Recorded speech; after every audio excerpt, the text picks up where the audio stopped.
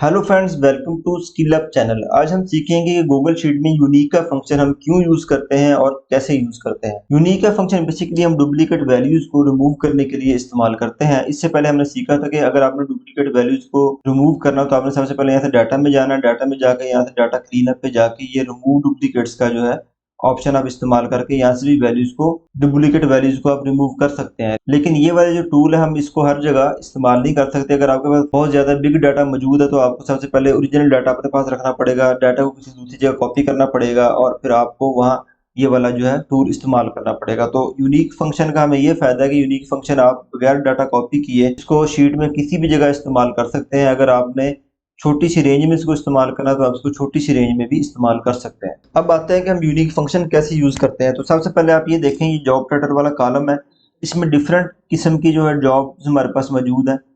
इसमें काफ़ी जॉब जो है वो डुप्लीकेट्स हैं। जैसे ये आपको ये मैनेजर है, इसमें आपको एक और ये भी मैनेजर की आपको नज़र आ रही है। इसी तरह सीनियर एनालिस्ट है, अगर सीनियर एनालिस्ट एक और जगह भी आपको नज़र आ रहा होगा। इस तरह काफ़ी जॉब्स जो है वो यहाँ डुप्लीकेट है। जैसे ये डायरेक्टर भी आपको दो जगह पे नजर आ रहा था। तो हम ये देखना चाह रहे हैं कि इस जॉब टाइटल वाले कॉलम में बेसिकली कितनी जॉब्स हैं जो यूनिक है। डुप्लीकेट सारी निकाल के जो हमारे पास यूनिक बचेंगे वो कितनी है, तो उसके लिए हम क्या करेंगे, तो उसके लिए सबसे पहले हम यहाँ बराबर वाला बटन या इज इक्वल टू वाला बटन प्रेस करेंगे। उसके बाद यहाँ लिखेंगे यूनिक, UNIQUE।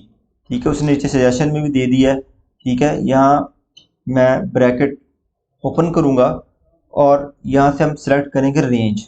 ठीक है, यहाँ से रेंज सेलेक्ट की हमने कि हमने सिर्फ ये वाला कॉलम जो है इसके अंदर हमने यूनिक वैल्यूज फाइंड करनी है। तो कंट्रोल प्लस शिफ्ट और डाउन एरो अगर मैं करूँगा तो उसने ये सारी रेंज जो है वो ऑटोमेटिकली सिलेक्ट कर लेनी है।